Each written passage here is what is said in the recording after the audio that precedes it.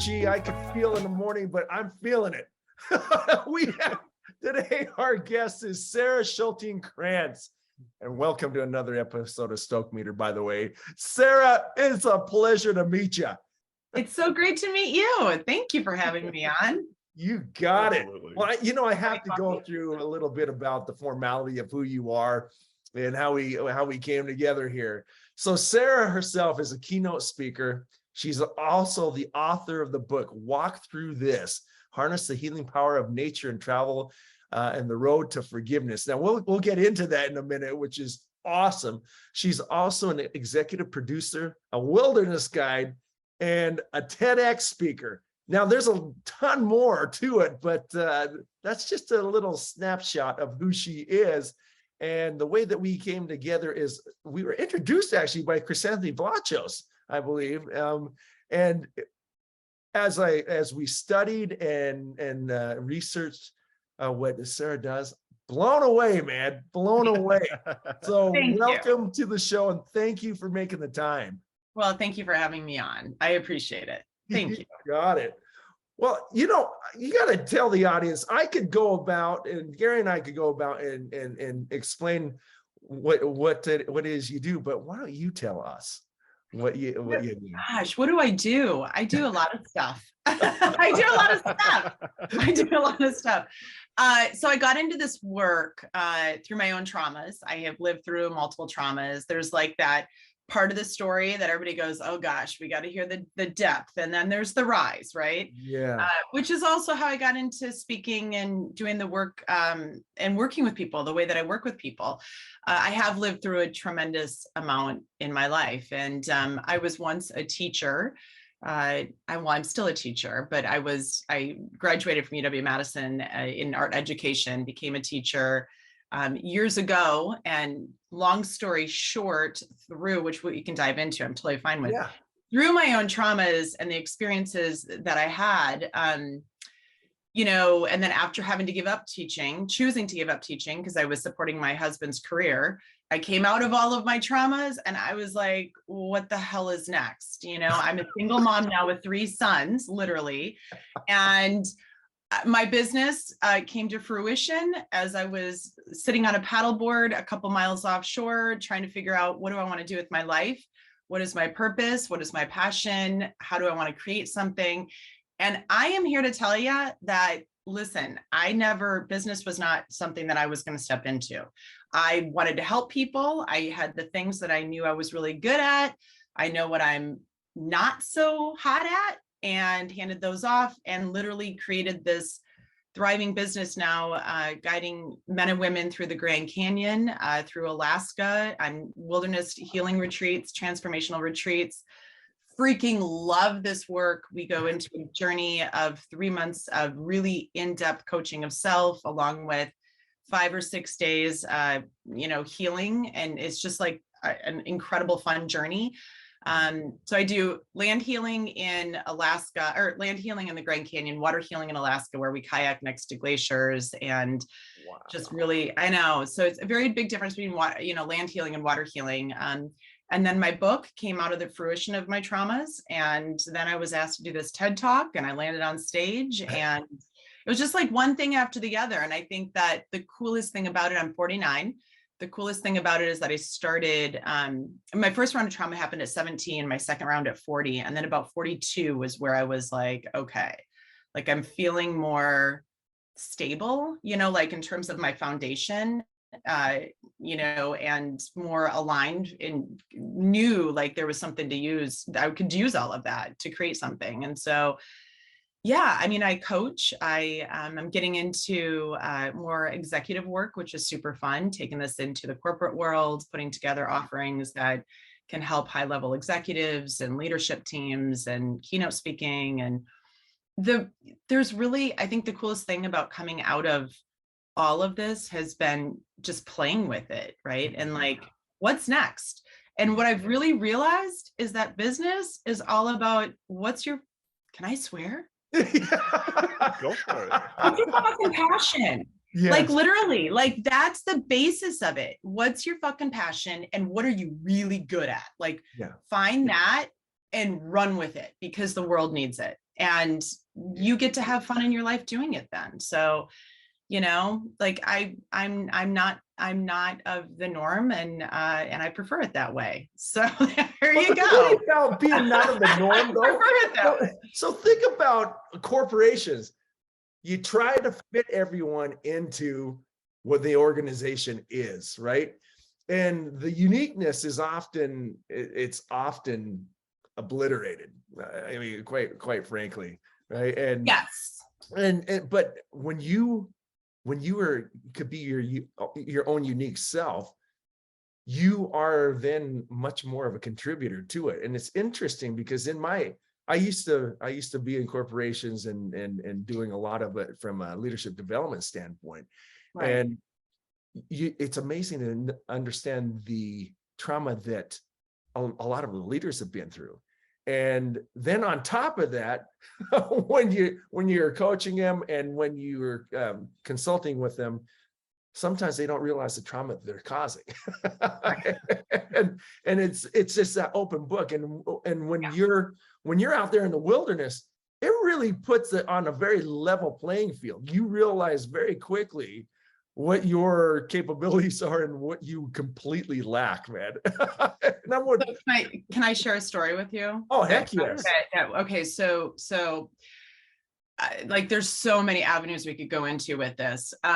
So first of all, I look at every human as the possibility, everybody has the possibility to be their best leader, right? Like the best leaders are not the leaders that are CFO, CEO. They're the best leaders are those people that have actually used what they've walked through in life, hence the name of my book, and allowed themselves to carry that into what have I learned and how can I become a better human first?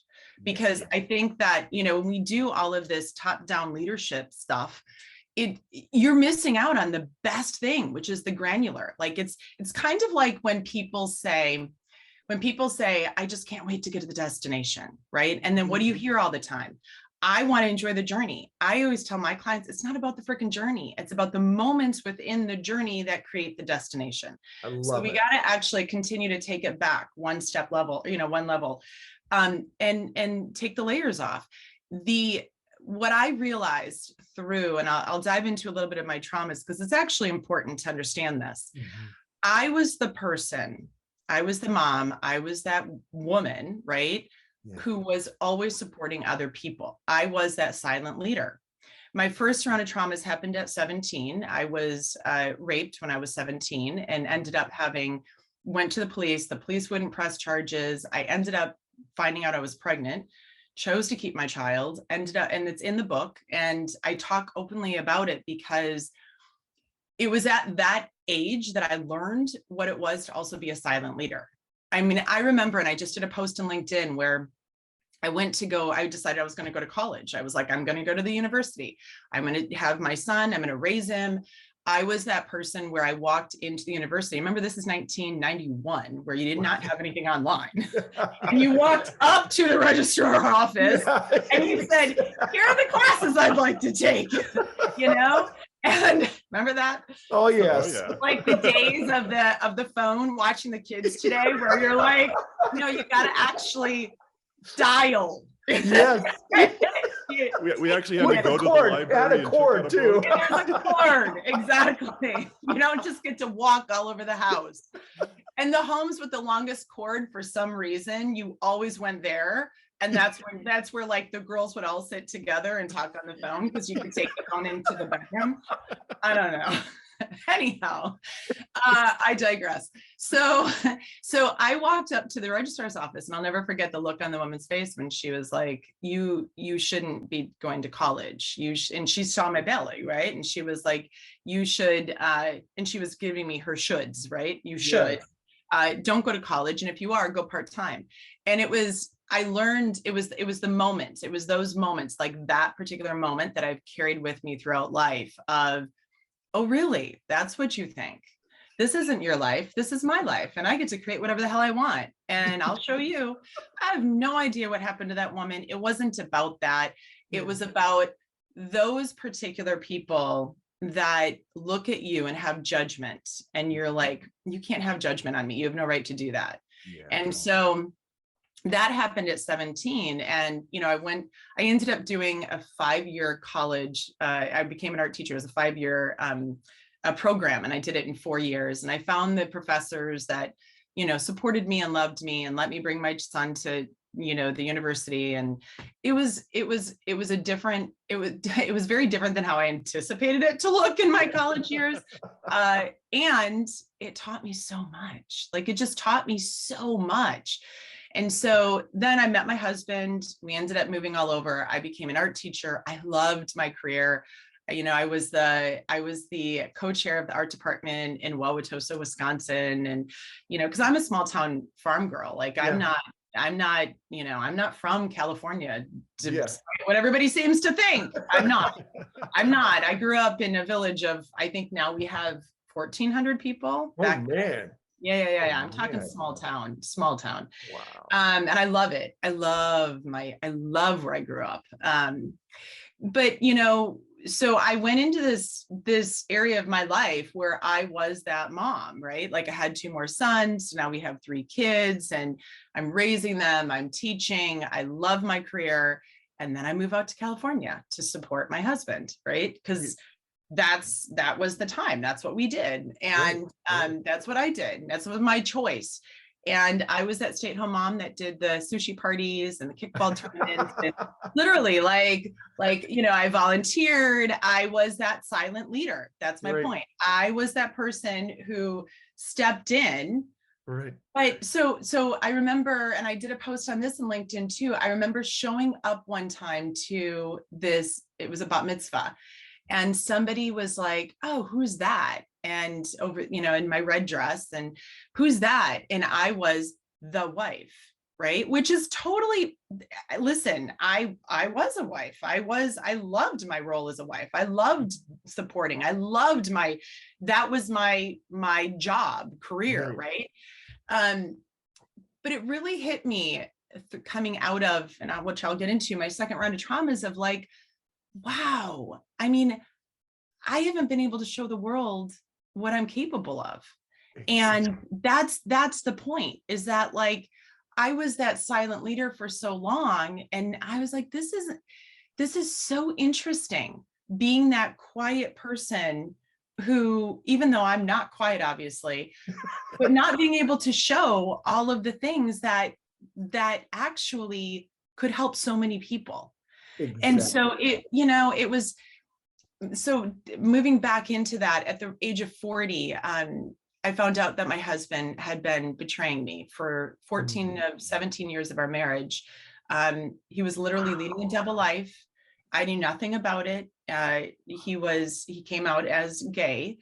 And it was one of the most difficult things for me, because now understand it's pulling back all of those layers of okay, not only was I the silent leader, but I didn't know anything was going on. And so then you're going through relational betrayal trauma and the PTSD, the complex PTSD from that is like, they've done studies on the brain where it's as if you're in combat, and it's devastating. And it affects so many people. Yeah. And so coming out of that, it was, I supported him. I supported the kids. I got the kids into what they needed. They're doing amazing. My kids are just freaking awesome. My boys are amazing. And, going through all of that then, and then coming out of it and saying, okay, now, like, what about me? This is where the fun starts. Yeah. And I found a lot of help. It's really interesting when something like this happens. There was multiple addictions going on too, which I knew nothing about. And people can sit there and say, oh, how did you not know about it? Listen, he traveled for work, and so he would go to the other side of the country and, do things and then come home. And believe it or not, I had no idea how common this is. It's just like, wow, holy moly, the amount of double lives that happen, and not necessarily even like that, but the amount of double lives of, I'm in addiction and I'm doing this, or I'm with another person and I'm doing this, or, I'm addicted to, I don't even like gambling, and I'm doing this, right? And for me, I just don't live that way. I live where everything is integrated, and I choose to be that way. And so it was a space and time for me to do a lot of self-reflection. I found the help that I needed. He got his help, which is very interesting, because when I got him into rehab, we actually did find a rehab for him, supported him in that. But it was like, it's like you're in an accident where somebody comes in, everything is totaled, and they come in and they pick him up. I'm just saying, in this instance, it was him. And then they get him to the hospital and they take care of him. And I'm just saying, like, if using this as a metaphor, right? But then everybody else is left with the rubbish. And it's like, well, now what do you do? Who's cleaning up the mess? And this happens so often. And so I searched for help, and I was the partner of which it was like, you're looked at as the crazy one. You're looked at as, how did you not know? You're looked at as all the things, and you're shamed. So once again, I find myself in the space of nobody's believing me. Nobody's understanding my side. The shame, even that processing of how did I, like me looking at myself and saying, how the hell did I not know this? Right. Yes. And then having to have the conversation with the kids. And there was so much to unpack, but the most important thing that I found was my own truth. And finding my own truth in everything, and being able to say, okay, I know my truth. How am I going to become the leader out of this? Once again, how am I going to guide the family out of this? Once again, not sit in resentment, not sit in, blame and all that shit that comes with it. You have that, you got to process all of those emotions. But I found just an incredible support group. And then I took my paddleboard onto the ocean, and I paddled with a lot of whales and dolphins, and let nature guide me. And I would go climb mountains and, go into the Grand Canyon and find my peace. And I did all of it when the kids were in school, so that was my recovery time. You have to have your recovery time. And then it was out there where I was like, okay, I had one person who is now my mentor and a dear colleague of mine. She was my therapist and coach at the time. And she looked at me and she said, you got to do something with this, because you're helping yourself. You're doing so much self-healing that we as therapists and coaches can't do, because we don't understand what you're even doing. And what I realized through that journey is that, number one, it was my past that was also helping to guide me into my present healing, because I'd been there before. And it was nature. It was like getting my ass out of my head and allowing myself to somatically heal, right? Like literally going outside. That's where the frontal lobe of our brain, which I've done research on it now through Florence Williams. I work with her, and the frontal lobe of your brain slows, the cerebellum rises. That's where we have creativity. That's where we can actually find peace. And it was also through forgiveness. That's why the book came. And that's why I did the TED Talk on forgiveness, because it was literally about, that's one of the most underutilized tools. And you know what? By the way, it's the most underutilized tool in business. Yes. Holy shit. Yes. I'm like, hello, people, humanize,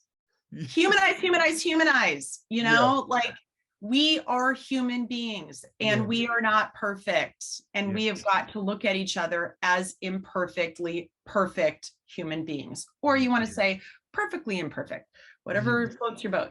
But, that's how I got into this work. And then, I decided I was going to start creating these programs where I was going to guide into the Grand Canyon. I went back to school, got my coaching certification. I landed my butt in wilderness first responder certification at 43. Wow. That was interesting. I tried going into that with I had trauma brain, obviously, from all this CPSD, and I had to really sit with, because your brain goes through a lot of stuff when you've been in PTSD. And so it was really, at the same time, it was my creative space. I was an art teacher. So I was my creative space also of just creating whatever the hell I wanted out of this, and saying, okay, let's let the universe flow us into what's needed. And so I've been on nationally syndicated TV shows now. It's just like, Yes. it's like freaking fun. It's, and I think that the coolest thing about stepping into the space though is showing other people that they can do it too. Yeah.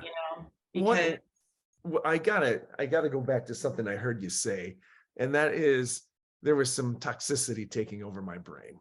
yeah, What a powerful statement, man. And inevitably there's so many people. Matter of fact, we've interviewed a number of people that were in similar states. And I know that you found that in the outdoors, but initially when it was so intense, right? That I've been somewhat in that thing, and back I've been there, and I go, I don't know how to get out of this bad boy, man. it sucks. Yeah, it really does. I don't even know else to say it. It just sucks. Yeah. It sucks. Well, and you break it down into kind of three tenets that I thought was really, really cool. Can you talk about that? Are you talking about the space of that victim, survivor, thriver space? Okay, that's so powerful. Yeah. So here's what's really cool. Like, I love this work. Oh, you guys could have me on for hours. Like, It's obvious. yeah, it's obvious. I know, right? I'm so freaking passionate about what I do. There's a couple of things that I really truly believe in. So there's I'm gonna pull it back first, and then I'll move forward. Okay. So there's 3 words that I believe in that I had. Call it what you want. God download, universe download, me download, whatever download. When I was on the ocean, and I was looking up into the sky, and I had these 3 words pop into me, because I was like, what's getting me through this? Like, yes, forgiveness, yes, nature, yes, all of the things. But like, I wanted to define what is getting me through this. And the 3 words that came to me were truth. Always speak your truth. This is your truth, right? Your heart, your soul, your mind, your body. Inspiration, find moments of inspiration every day. And that means, like, literally for me, this is what I urge everybody to do. Go outside, watch a spider weave a web like you used to as a child. Go watch the clouds. Go just close your eyes and breathe in the fresh air like you did when you ran in the grass as a kid. And then hope. Like, we have to have hope. And it's not an external hope of like, oh, I hope someday I can make $1 million, right? Yeah. It's that internal hope within self, where it's the flame that we sometimes lose. And the reason that we lose it is because and as I see it, we distinguish it ourselves. And so, because everything comes from self. And so, having those 3 words guide me. Also, then those were pivotal in my moving forward into, okay, how is it that I'm working through all of this in a different kind of way? Yeah. Breaking it down into the victim, survivor, thriver space. Okay. We've all been victims of something. Every single human, if they call it a small T trauma, big T trauma, which is what they do, if anybody knows, they put it into the small traumas and the big traumas. Regardless of what it is, we've all lived through something, and we live through stuff every single day. Like, that's where we forget that, right? Like, I got a phone call in the middle of the night last night from one of my dear friends whose son's going through something really difficult. It was like, wow, that's a big trauma that she's living through right now. And they happen unexpectedly. My mom just passed away in July. That was traumatizing for me, and it still is. I'm still working through that. The point being, though, is that we don't have to stay there. Right? Like, if we're going to sit in the muck of our stuff and not work through the emotions that are also tied to those things that we live through, you will continue to tell yourself and live in the story of your past. And that's the most important part, is that we don't want to do that. So often, though, what happens is that we don't even realize that we're doing it. And we as humans are too afraid to speak truth and tell somebody also, you're playing a victim right now. Like, do you really want to stay in this victim space? And we do it in business, we do it in life, we do it with kids, we do like all the time. And I think the most important part about that is you don't have to. You can take everything that you've learned through that space of becoming a victim. Sometimes we're victimized, sometimes we victimize ourselves. And we can step into what is it to actually be a survivor. Now, here's the thing though, you're still surviving as a victim. You're not like not breathing as a victim, right? But that's the point, is that who wants to only survive? Yeah. And what does that surviving look like for you? Yeah. Right? It's only surviving. It's like breathing, but not feeling your breath. And then you step into, what is it to be a survivor? Like, how can I actually become a survivor of the most difficult things that I've lived through? Being a survivor is super fun because it's like, okay, I'm no longer tied to my past. I'm now here. It's awesome. I'm giving you a very small breakdown of this, right? It's awesome being a survivor, but the real fun happens when you can take all of that stuff, all of what you've learned, all of what you've processed as a survivor. Like, that was me when I was sitting on my paddleboard and I was laughing again, and I was out doing my own personal adventures, and I was parenting again the way that I used to. I was like, wow, I'm not tied to my past. I've detached from that. I've learned from it. I've gone through that process of forgiveness. But the coolest piece is when you can actually use all of that and create whatever the hell you want for your present and future. And that means stepping outside of your comfort zone. The beauty of living through hard shit is that you become stronger as a result. Yes. And so then it's like, if I can face those things and if I can work through those things, how can I take all that I've learned and now step into creating from those things? And when I say creating, I'm like, you don't have to build a business or do all of that stuff, but how do I create a life where I'm not tied to my past, right? How do I create a life where it's like, I'm pushing 50 now, and I'm like, literally, this is where the fun is really beginning, because we were talking about this before we started recording, because it's like, I can be the full me, and I don't really care what anybody else thinks. I mean, I do, obviously I do too, obviously, I do, I show up as my own me.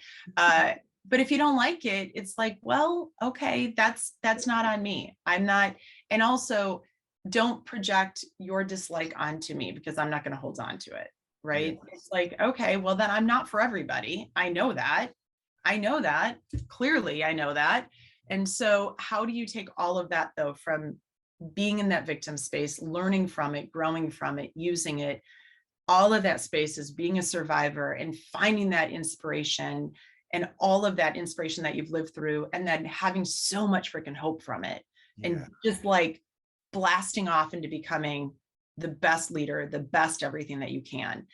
The thing that you have to do in order to become the best leader, though, is accept the crap that you've lived through. And if you're not going to accept and honor the crap that you've lived through, you're not going to learn from it.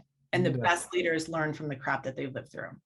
Well, and you make, there's a big difference there, though. You also say, don't live back there, though. When I look at you, Sarah, I see someone that's the master of being in the present, like being here right now. Thanks. You know what I mean? Yeah. Like that, to me, Thanks. that is incredible, because a lot of times with trauma, the mind gets stuck in the past, and it drags you down.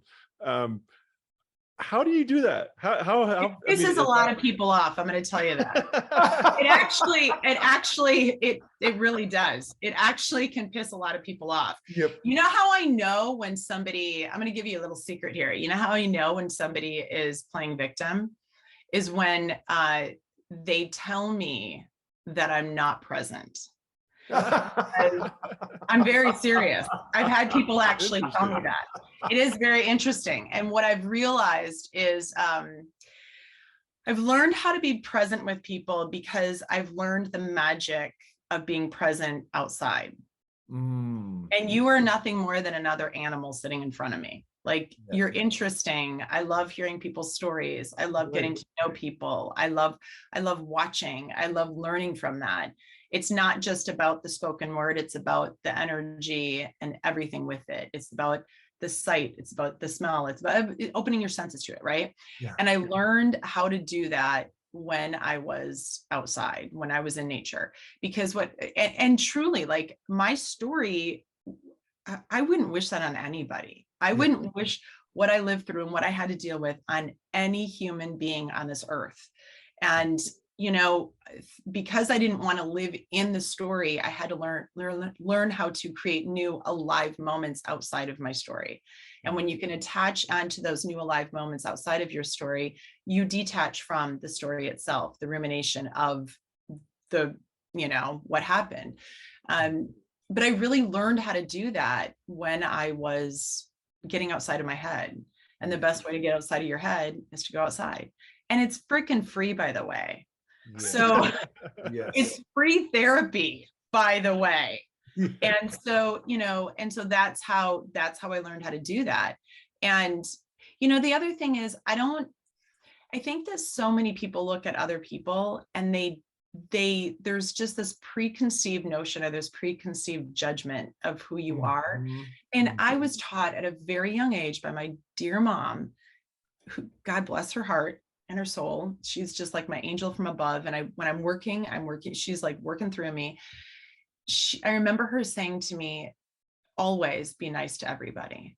Treat every human being as you wish to be treated. I don't care who it is. Yeah. And I remember, when I was teaching and I had the janitor in my room, and I was always like, hey, like I would chat with him. I'd talk to him. We'd talk about the day. We'd talk about everything. I'd help him when he was cleaning my room, because I'm like, you shouldn't just have to clean my room. Give me a break. It's my room. Right. And we would have the best conversations. And I learned, very quickly at a young age. First of all, I learned quickly at a young age that judgment sucks. Yeah. And that when people look at you, they may have this preconceived notion of your story, but they have no freaking clue what you've lived through. Yes. And so I've always carried that through my life of, be nice to everybody, be kind, and I want to just say thank you for telling me that I'm present, because, unfortunately, I've had people project their own not being present, where it's like, you're not present. I'm like, actually, I'm so present with you that you don't want to be present with yourself. And so that's probably the more realistic right there. It's true. And so that's how I actually know. Like I listen to people's words, and I can tell when they're projecting, because they literally don't want to be present with their own stuff.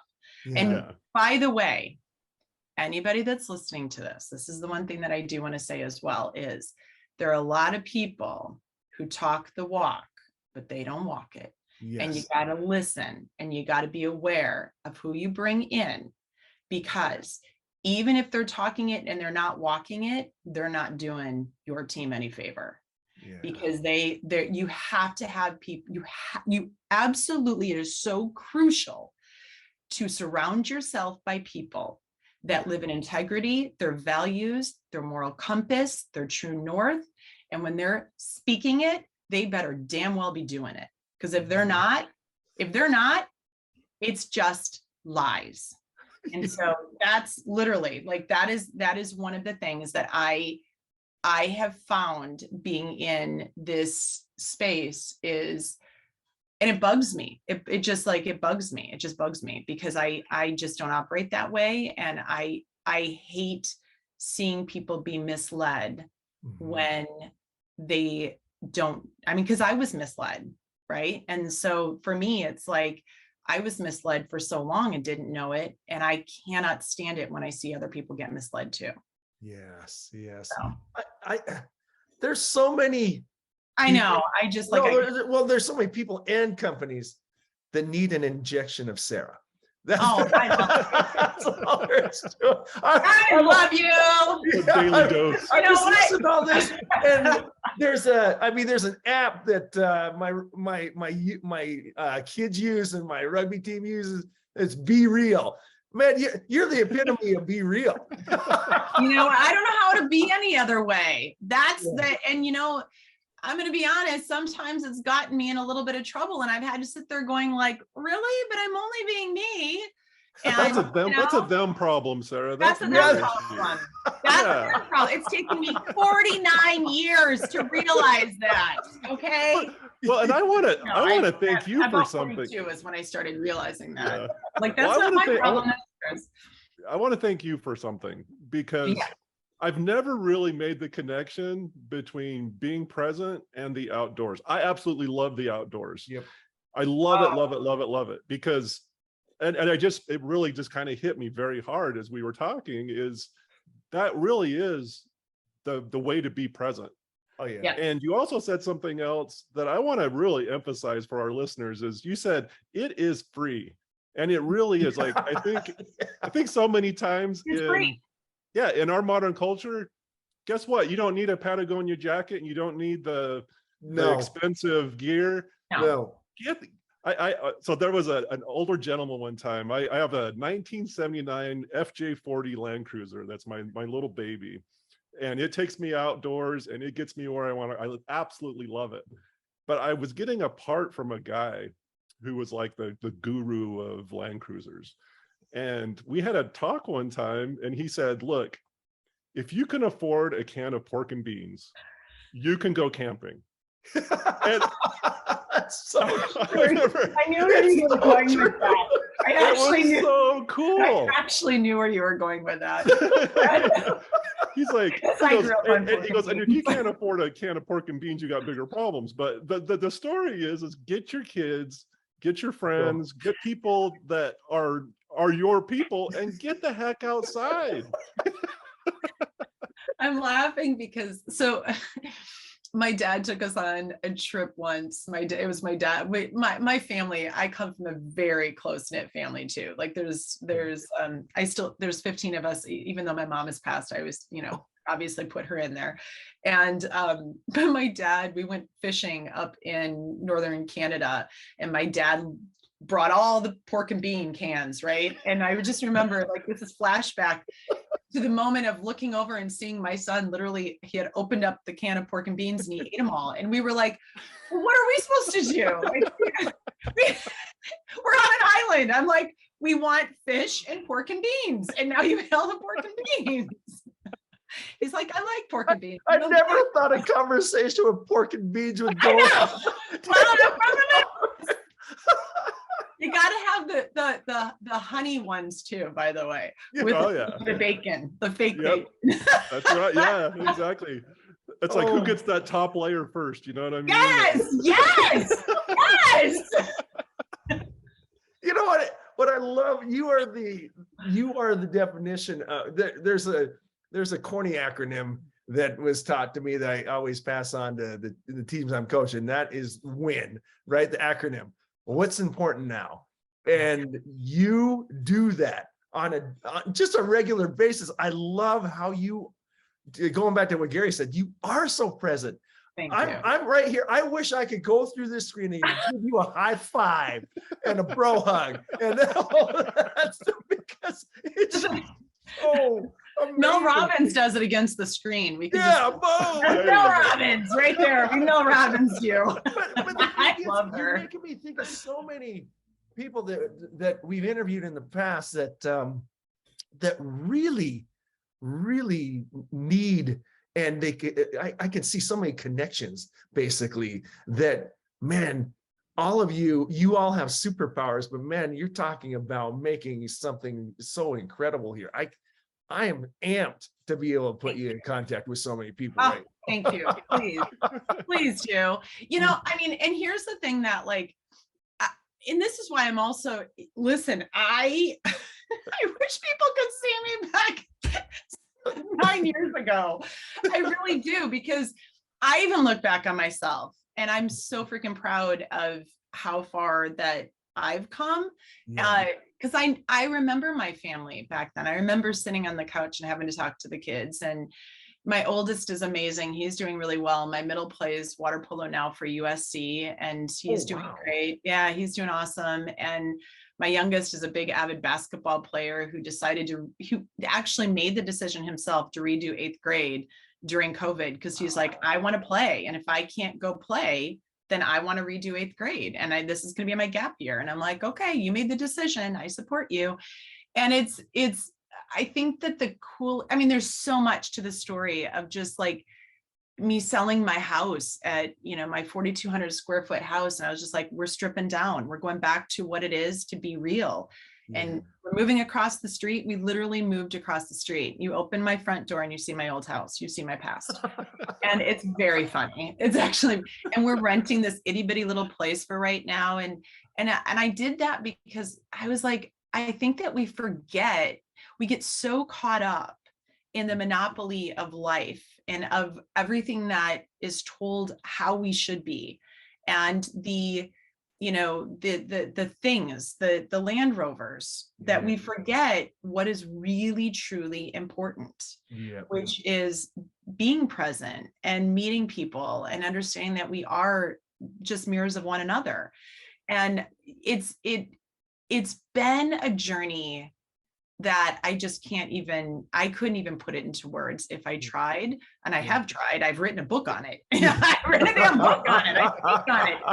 But to live it, but to truly live it, right, has been the biggest gift. And again, I wouldn't wish it on anyone, but if I can help anybody, if I can help people to understand that they don't have to be a product of that.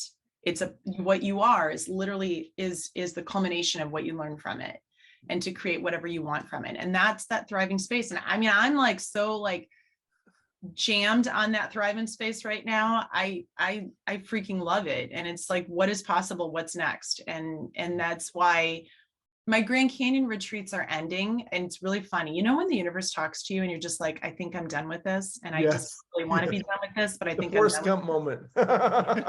Yes.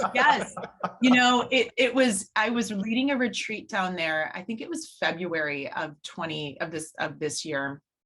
I was leading a retreat, and one of the guys, they all know me down there. They always say, they're like, oh, here's Sarah doing her voodoo shit. Like, that's literally what they say. Like, it's all this stuff that we've always wanted to do, but we've never been able to. That's what they say to me when I started running these retreats down there. And I would have literally like, oh my God, I'd have people come up to me and they're like, God, what do you do down here? Like, there's crying, there's laughing, people are healing, they're transforming, they're walking out different humans. And I'm like, I'm doing what was intended to be done in this But, you know, I was down there and I learned that they were redoing the water pipeline and stopping all of the services at the bottom starting in 2023. And I remember that moment. Again, it goes back to what are the moments, right? And I remember that moment as wow, I could be really freaked out that my business is going to fold right now, or I could look at this as an opportunity to go bigger. And so I'm looking at this as an opportunity to go bigger than the canyon, right? And how cool is that? And so that's where, you know, I sent a message to my team, and then I was like, okay, guys, like, this is the sign that we need, that sometimes we don't even realize that we're playing small and we can impact so much larger. And so that's why I, you know, redid everything. I redid the way that my business has been running. And I'm like, okay, if I've done the TED Talk, I can get out there and speak to larger audiences, which is something I've always wanted to do. I mean, I am a teacher, right? And so that's why we decided to take it into this direction. And it's been really cool. So I'm leading a retreat. You ready for this one? Over Thanksgiving. It'll be 9 years to the day that I found out. I know. So I'm leading a retreat this Thanksgiving as one of my last, and then 2 in January. And then we're having to stop those. I'm still I will lead them. I just don't know where next. I'm still working with Florence Williams, and we're running retreats up in the San Juan Mountains, and I'm toying with the Alaska yet. I got to decide if that's what I'm going to do or where my water healing is going to happen. But I'm committed to, because my clients were like, you can't stop. And so I'm like, I'm not stopping. Well, Sarah, standing. you know you're thriving when you say, I'm going bigger than the Grand Canyon. Yes. Good for you. Yeah. You know, anything is possible, and why not, right? And why not? So that's why we are going into this space as well. And it's fun. Well, it's fun. Lots of people question me on it. It's like, well, why not? I have to thank you though, too, because in this conversation, I was teleported to a conversation I had with my dad. And as soon as you said tight-knit family, it just went boom. And he was old World War II vet, and a farmer. I grew up and they were doing the farm thing.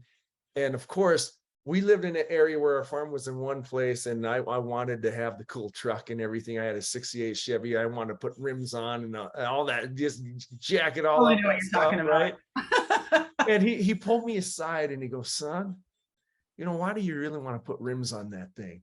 And he just asked me questions. He wasn't pointing at me going, nah, that's a waste of money. He goes, what's the purpose of the truck here? And I go, well, look good. I mean, is that really the purpose of the truck? And I go, I guess it just gets me places. Oh, you could get to places on those rims too.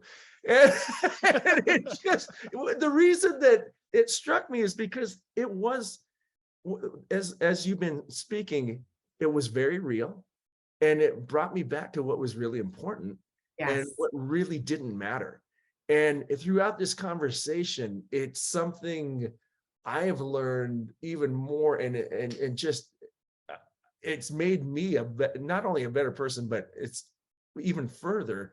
What is it that I want to be taking to my kids and the people that we associate with? How do we make a difference and improve lives rather than puff up ourselves or whatever it might be? And you just, everything that you've overcome and everything you've shared have just driven that home with me. And it's wonderful.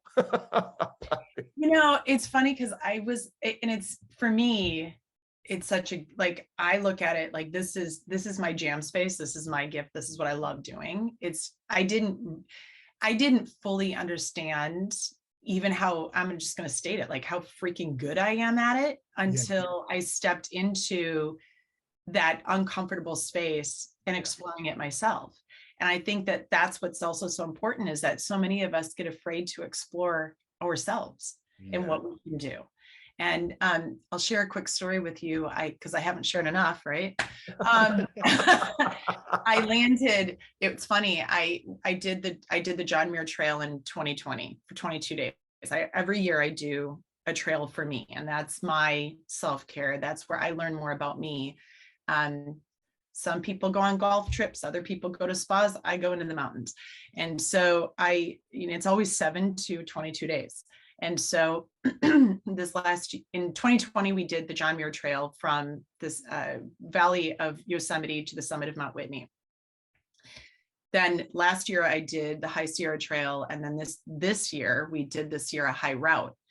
Now, here's the difference, is that every trail, and I've done other ones too for a number of years. It's funny because what I realized is that every year I've done a trail. Okay. So this is the first year where there was no trail. We literally waypointed, map, compass. Yeah. Map, compass from our phone.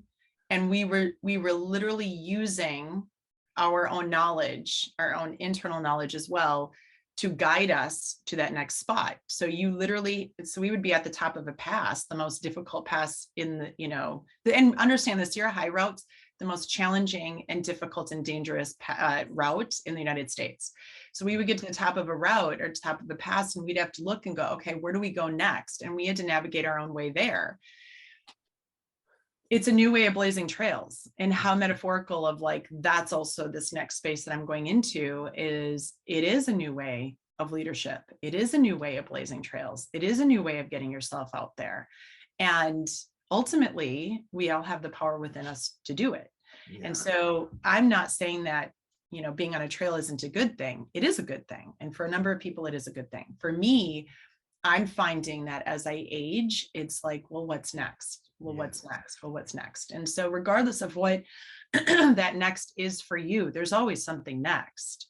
Right. And so, until we take our last breath, and then whatever you choose to believe is next.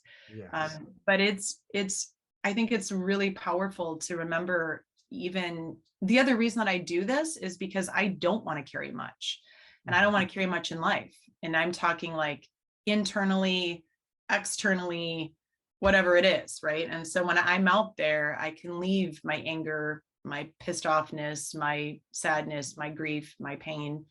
I leave it out there as much as I can. Doesn't mean that I don't still have some that I carry every now and then, but that's my letting go. And I think it's important. Yeah, and that's why I love your tattoo right there. So this is my mom's handwriting, and I did. My mom, I got this when I was 47. It almost got me kicked out of the family because and you're not supposed to deface your body. And literally, that's a whole nother story. What does it say? And so my mom just passed in July.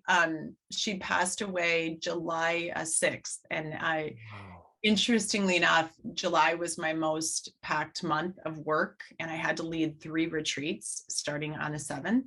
And I still did it. And I had one in the Grand Canyon, one in the San Juan Mountains, and then one in Alaska. And I'll tell you something, if you go into my Instagram page and you watch my videos, she showed up every single retreat. It was, I mean, nature gives us what we need. And she came through, and she came through hard. My clients were like, holy shit. Like that, this is like, I mean, rainbows around the sun, the clouds going into hearts right in the middle. No way. Literally where I was having conversations with her and about her. And I was just like, Mom, can you please come through? And then we're sitting at the bottom of the Grand Canyon and we look up and this perfect rainbow is formed around the sun and the clouds parted into a heart right in the middle. And I was like, and she's here. That's awesome. Yeah, it's just, here's the thing, talk about being present and aware though, right? Like we miss the moments. And so that's why it's so important is to stay present and aware of all of it, because you're being handed nuggets along the way. And unfortunately, so many of us miss it. And it's in everything. It's in everything. It's in business. It's in life. It's in the moment that I was like, okay, I could either fold my business or expand my business. What am I going to do?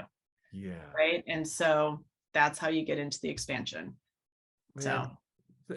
Thanks for being the epitome of stoke. You really are. Not only the coffee. No, it was there way before that coffee. It was way before that coffee. Trust me. I know. Oh my goodness. It's funny that you say that though, because I know Sarah Blakely always talks about this. She didn't know what she was doing either. And when she started Spanx, right? And she talks about that. She's like, I don't know what I was doing. I just started selling and, wearing them and selling them and believing them in them. And I love her, by the way. Yeah. We even spell her name the same way. But, she always talks about how people would say you're too much. And it's funny how many women and men, I don't want to leave that out, have that where people are like, am I too much? And it took me, and so there's times where in my life where I'm like, I know I'm a lot. And it's funny, on one retreat, I had a woman say to me, but this is my much. And I was like, oh shit. Yeah. That is good. This is my much. That is awesome. And it is completely you. And that's what resonates so magically, is the word I'll use with everyone that you come in contact with, including us. I didn't want to put words in Gary's mouth, but just looking at his reaction, yeah. I concur. Man. Well, Sara, thank you so much for spending some time with this. You're welcome. Absolutely a blast. The sun came out. Wednesdays are my day to go sit on the ocean and work. And literally that's what I do. And the sun came, it was literally raining and then we're finishing and the sun came out. So I paddle out 4 miles out to the ocean and I take a book, usually a business book, and I read and listen to podcasts and I respond to emails. So if you send me one, it'll be from out there. I like it. I'm gonna go in my office. Well, let's definitely stay in touch, okay? And stay on for just a second, all right? Absolutely. It was my pleasure. Thank you.